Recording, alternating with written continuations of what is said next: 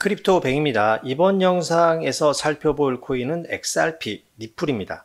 리플은 최근에 크게 좋지 못한 흐름을 보이고 있습니다. 하락 채널이 형성된 가운데 그 하락 채널을 뚫지 못하고 계속 트라이만 하다가 지금은 횡보의 모습을 보여주고 있는데, 그나마 다행인 것은 3,000원 선에서 꾸준한 횡보를 보이면서 추가 하락은 보이지 않고 있다는 점인데, 도대체 왜 이런 좋은 뉴스들이 많은 시장 상황 속에서 크게 상승하지 못하고 이렇게 계속 눌림목이 형성이 되는지 그 이유를 살펴보도록 하겠습니다. 또한 우리가 리플을 통해서 어떤 식으로 투자를 해야 수익을 낼 수 있는지에 대해서도 서머리해서 말씀을 드릴 예정이니까 끝까지 꼭 집중해 주시기 바랍니다.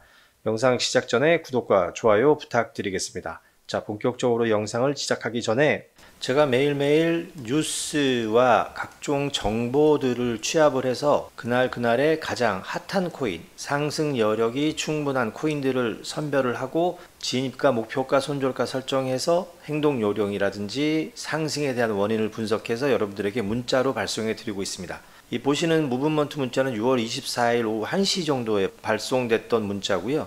발송 시점은 1차 랠리가 끝나고 눌림목이 형성됐던 지점이었고요. 200원 선까지 피보나치상으로 382선까지 눌림목이 나오면 그때 진입하셔라 라고 말씀을 드렸고, 1차 목표가를 가뿐히 넘어서서 지금 2차 목표가를 향해 달려가고 있습니다. 그때 진입하셨던 회원분들이라면 지금은 30% 정도의 수익을 보고 계시는 중일 테고요. 이처럼 제가 그날 진입 시점이라든지 종목들을 선정하고 문자 발송해 드리고 있으니까 아래 보이는 전화번호로 숫자 6 또는 100이라고 남기셔서 문자 받아보시면 정말 확실한 수익을 보실 수 있으실 겁니다. 리플이라는 회사는 굉장히 열심히 일하는 회사예요. 자, 리플이 금융인프라 제공업체 오픈페이드와 전략적 파트너십을 체결을 했다. 이제 오픈페이드가 뭐 하는 회사냐면, 여러분들 PG라는 말 들어보셨죠? 페이먼트 게이트웨이라고 해서 여러분들이 카드를 긁으시면 PG사에서 이 정보를 처리를 해서 여러분들의 뱅크,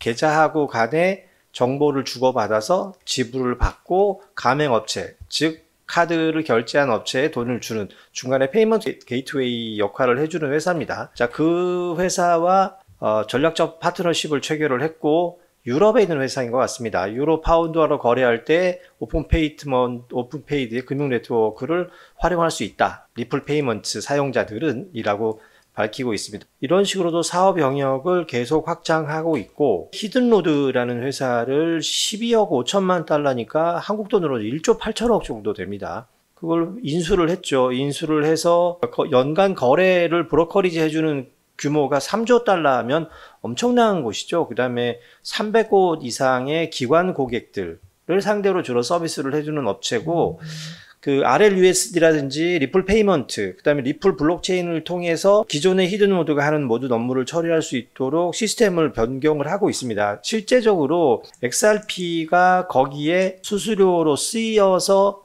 용처가 늘어나는 것은 약간 물리적 시간이 걸립니다. 리플은 굉장히 많은 일들을 하고 있고, 또한 외부적인 움직임도 좋은 움직임이 이어지고 있습니다. 그레이스케일이 SEC의 그 라지캡 펀드라고 해서 라지캡 펀드 ETF를 신청을 했는데, BTC, 이더, 리플, 솔라나, 에이다 이 5개를 하나의 바스켓에 담아서 ETF 상품을 만든 겁니다. 그리고 또한 그 터틀 캐피탈이라고 하는 회사가 10개의 코인으로 ETF를 출시할 계획이 있다. 그 중에 물론 리플이 포함이 되어 있습니다. 이 외에도 리플이 포함돼서 SEC에 신청이 들어간 그 ETF 상품들이 굉장히 많습니다. 그런데 왜 이렇게 좋은 뉴스가 많은데 도대체 왜 안 올라가느냐? 자, 이유는 한 가지입니다. 이 모든 것들은 리플 시장의 수급으로 작용을 하지 못합니다. 왜냐하면 이런 라지캡 펀드 ETF라든지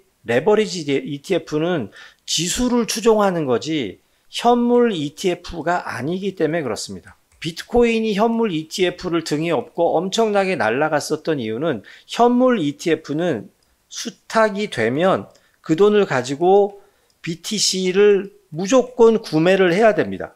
그래서 현물을 보관하고 있고 그 가격을 추종해서 수익이나 손실이 정해지는 형태가 현물 ETF고, 지금 뭐 라지캡 펀드 ETF라든지 암호화폐 레버리지 ETF 같은 경우는 현물이 없어도 됩니다. 단지 시장에서 그런 그 지수들을 받아서 하나의 지수화시켜서 등락을 가지고 하나의 상품을 만드는 겁니다. 결론적으로 말씀을 드리면 정말 열심히 일하고 있고 외향적으로도 모양을 갖춰가고 있지만 결론적으로 이 XRP의 차트가 상향을 하기 위해선 두 가지가 해결이 되어야 됩니다. 자, 첫 번째 SEC와의 법적인 문제입니다. 자, 지금은 8월 15일로 일단 수년이 됐습니다. 자, 일단 이게 어느 정도 해결이 돼야 돼요. 자, 두 번째 현물 ETF가 출시가 돼야 됩니다. 자, 첫 번째는 불확실성에 대한 어떤 저항 때문에 차트가 못 날아가는 것이고요. 두 번째는 현물 ETF는 직접적인 수급으로 작용하기 때문에 차트를 밀어 올릴 수 있습니다. 지금은 이 두 가지가 모두 해결이 안 된 상황이기 때문에 이렇게 길 수밖에 없어요. 그렇다면 자, 이 두 가지, 첫 번째 법적인 이슈, 두 번째 현물 ETF 어떻게 될 거라고 보세요? 기본적으로 시간이 걸리지만 100%, 거의 저는 100%라고 생각합니다. 둘 다 거의 100% 해결 가능하다. 자, 이런 리플, 호재만 있고 악재는 거의 없는 리플이 왜 못 날아갈까? 어떤 상황들이, 근원적인 상황들이 받쳐주지 못하고 있다. 그러면 그런 상황들이 해결이 되거나 아니면 해결을 목전에 두게 되면 날아간다. 그게 언제일지는 아무도 모른다. 그러므로 지금부터 우리는 줍줍하면서 계속 리플을 담아야 한다라는 것을 결론적으로 말씀드릴 수 있겠습니다.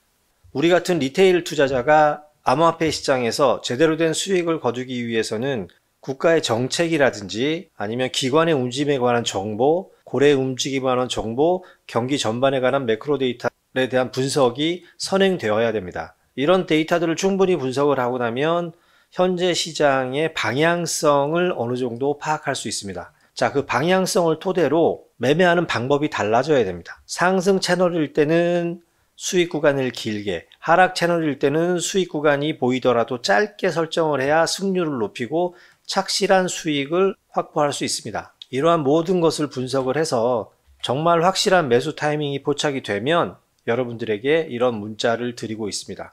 그날 시장 상황에 가장 맞는 코인을 선별을 하고 그 코인의 진입가, 목표가, 손절가 설정하고 행동 요령까지 첨부해서 매일매일 문자 드리고 있으니까 아래 보이는 전화번호로 숫자 6 또는 100이라고 남기셔서 문자 받아보시면서 꼭 수익 보는 매매를 해보셨으면 좋겠습니다. 최소한의 시장에 대한 공부와 포지셔닝에 대한 테스트를 병행을 하시면서 승률과 수익률을 조금씩 확인해 봐시다 보면 이기는 습관이 붙을 수 있고요. 그 이기는 습관이 붙다 보면 어느새 우리의 시드는 급격하게 늘어나 있는 것을 목격하실 수 있을 겁니다. 제가 그 방법을 제시해 드리고 있으니까 아래 보이는 전화번호로 숫자 6 또는 100이라고 남기시고 문자 받아보시면서 꼭 여러분 투자에 도움을 받아보시기 바라겠습니다.